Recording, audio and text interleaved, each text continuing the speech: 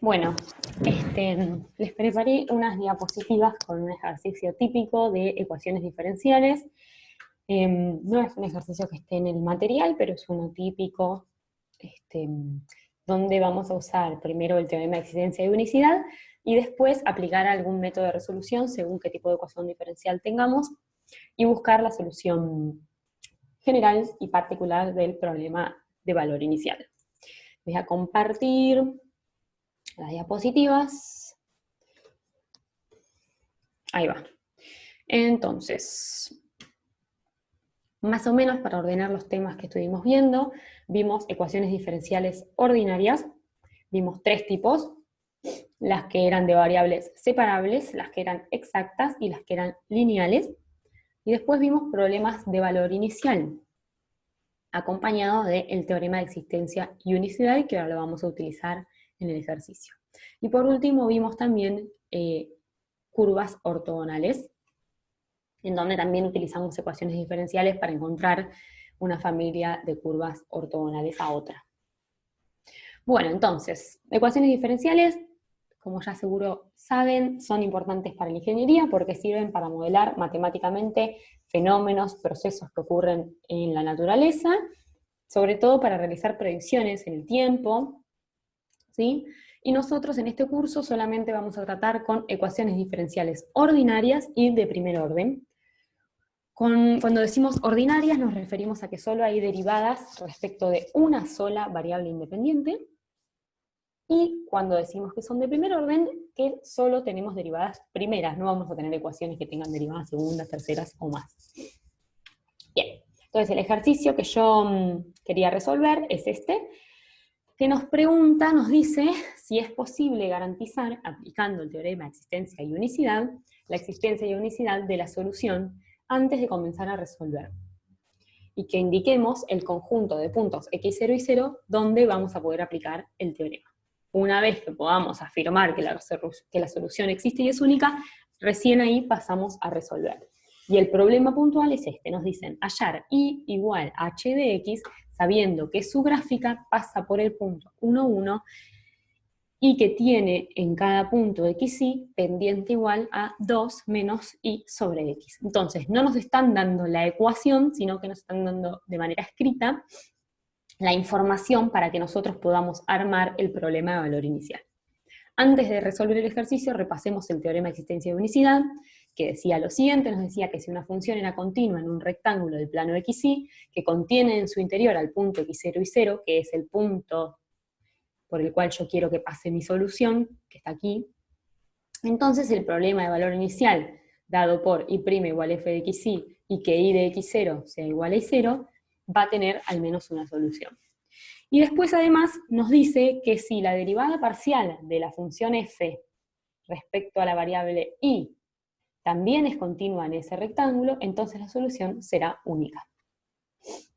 Entonces, si miramos nuestro ejercicio, acá lo vuelvo a copiar, fíjense que la función f, de la cual nos habla el teorema, es la que nos quede en el miembro derecho, digamos, de la igualdad con y', ¿sí? Y' igual a f, así que esta es nuestra f. Y fíjense que leyendo el texto, como nos dice que la función tiene pendiente igual a 2 menos y sobre x, yo de ahí me doy cuenta que la ecuación que describe este párrafo es y' igual a 2 menos y sobre x, y que a su vez pasa por el punto 1, 1. Entonces y de x0, que es 1, igual a y0, que también es 1. Entonces fíjense que la función de la que nos habla el teorema es esta que está acá, y esta es la que tenemos que estudiar para estudiar la existencia de unicidad. Bien, entonces estudiar la continuidad de f es simple porque es esta función, 2 es continuo en todos lados, y y sobre x es continuo siempre y cuando x no sea 0, ¿sí? Eso lo puedo escribir así, puedo escribir al dominio como los xy tales que x distinto de 0, ¿sí? Entonces puedo garantizar la existencia de la solución en este dominio. ¿Por qué? Porque podría pensar un rectángulo en el plano xy que incluya el punto 1, 1, pero que no toque al x igual 0, ¿sí? Como puedo hacer eso, puedo asegurar la existencia de la solución. Luego, para estudiar la unicidad de la solución, lo que tengo que estudiar es la derivada parcial de f respecto de y. Así que tengo que hacer esa cuenta, que acá la calculé, y puse cuánto me daba. Fíjense que la derivada, al ser menos 1 sobre x, tiene exactamente el mismo dominio que la función. Es también los x y tales que x distinto de 0. Así que de vuelta, también puedo hacer lo mismo que antes, ¿no? Así que, como es continua en ese mismo rectángulo, la solución es única, porque me lo dice el teorema. Así que, por lo tanto, la solución a este problema de valor inicial que quiero resolver, ya puedo asegurar que va a existir y que va a ser única. Siempre y cuando el x0 en el que yo quiero calcular no sea 0. Y en este caso no lo es porque el x0 es 1. ¿Sí? Bien. Entonces, ahora que ya sabemos que la solución existe y es única, resolvemos, ¿sí? Lo que vamos a hacer es reacomodar la ecuación diferencial, que es la del primer renglón, la voy a reacomodar de esta manera, porque así me doy cuenta, comparándolo con la expresión general de las ecuaciones lineales de primer orden, que tiene exactamente esta forma, ¿sí? Bien, reacomodándola me doy cuenta, y me doy cuenta que entonces es una ecuación lineal de primer orden. Cuando tenía ese tipo de ecuaciones, el método de resolución era el de proponer que la solución iba a ser el producto de dos funciones u por b. U y b son funciones de x, que yo acá no lo puse en todo el desarrollo para que nos quede tan llena la diapositiva, pero sería u de x por b de x. Bien. Luego, si yo propongo que la y es u por b, puedo calcular y', y hago la derivada de un producto que me da esto que está acá, u' por b más u por b'. Y lo que voy a hacer entonces es reemplazar tanto y como y' en la ecuación diferencial que yo quiero resolver. Aquí reemplazo y', aquí reemplazo u, y obtengo esta expresión que está acá. Y la reacomodo sacando factor común u. Mirando la ecuación que obtuve, me puedo dar cuenta que si yo llego a encontrar una función b que me anule este paréntesis, la ecuación diferencial me va a quedar súper simple, porque me va a quedar u' por b igual a 2. Y además puedo darme cuenta fácilmente que la ecuación diferencial que se me armó dentro del paréntesis para la variable b exclusivamente es una ecuación diferencial de variables separables. Bien, acá yo tengo la libertad de pensar que si yo, digamos, la libertad de buscar una función b que anule este paréntesis. ¿Por qué? Porque yo construía mi solución como un producto de dos funciones. Así que tengo la libertad, digamos, de fijar una, por ejemplo, en este caso vamos a fijar b de manera que anule el paréntesis, y después encontrar la u, ¿sí? Entonces, voy a buscar una b que no sea la función nula, ¿no? Que no sea la trivial, digamos, la solución trivial, que me anule ese paréntesis. Escribo la solución que quiero resolver, entonces es lo que había dentro del paréntesis, que era b' más b sobre x, igualado a 0, porque justamente yo le quiero pedir que el paréntesis sea 0, y resuelvo esta ecuación. Estos cálculos son simples porque es una ecuación de variables separables. Entonces, en general, cuando yo resuelvo una ecuación lineal, suelo pasar también por la resolución de una ecuación de variables separables en uno de los pasos intermedios. Bien. Lo que hago aquí es escribir a b' como db a dx y pasar el b sobre x hacia el otro lado del igual. Obtengo esta expresión que está acá en el segundo renglón.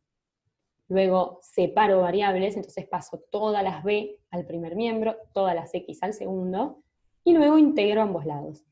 Como integro estas cantidades, esto me da logaritmos del módulo de la variable. Y acá hay que tener mucho cuidado.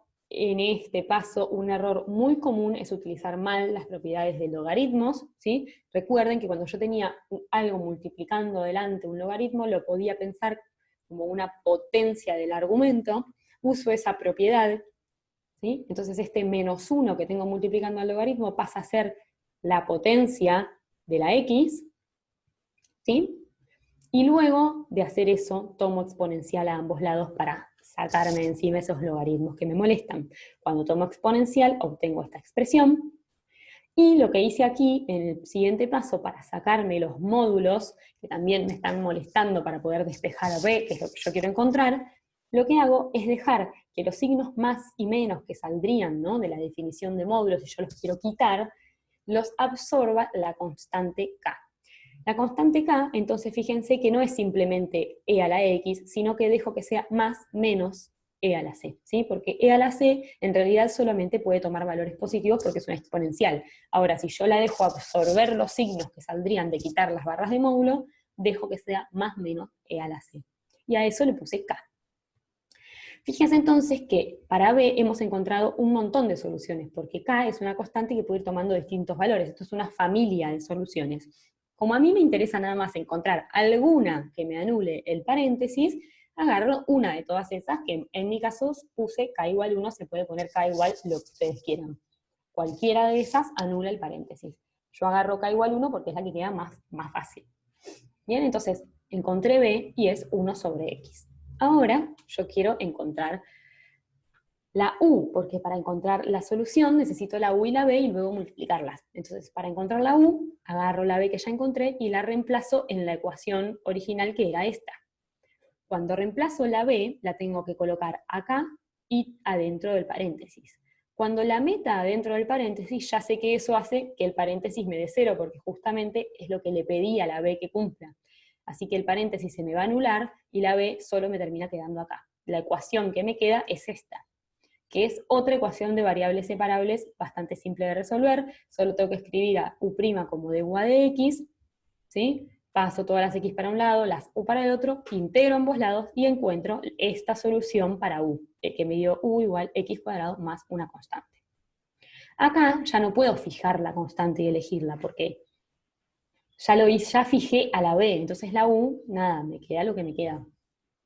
Bien, y después una vez que entonces yo hallé u y b, las multiplico, porque era la propuesta que yo había hecho para la solución, que era el producto de u por b, armo ese producto y obtengo esto, que es la solución general del problema de valor inicial que estoy resolviendo. Que fíjense que es una familia de curvas también que tiene un único parámetro, en este caso, que es la letra c. ¿Sí? Bien. Ahora, para terminar el ejercicio, me falta buscar de todas estas posibles soluciones aquella que pasa por el punto 1, 1, que era lo que me pedían. Entonces, de todas las curvas que me da la solución general, voy a buscar la que pasa por el 1, 1, y para eso entonces lo que tengo que hacer es definir cuál es el valor de esta constante, de este parámetro. Entonces, para eso evalúo todas las y, las pongo igual a 1, todas las x las pongo igual a 1, y me queda esta expresión de la cual puedo despejar c. Y encuentro, en este caso, que c es 0, puede dar otra cosa, ¿no? Bueno, entonces una vez que encuentro cuánto vale la constante, vuelvo a escribir mi solución reemplazando por el valor hallado, y ahí encuentro la solución particular. Y eso es todo. Algo que me olvidé de decir es que una vez que yo finalizo, ¿no? Cuando encuentro, por ejemplo, mi expresión de la solución general, puedo tomarme el trabajo rápido, chequeo, de verificar mi ecuación diferencial reemplazando la y la y' que encontré en el ejercicio original y ver que satisface la ecuación propuesta. Bueno, nada más. Adiós.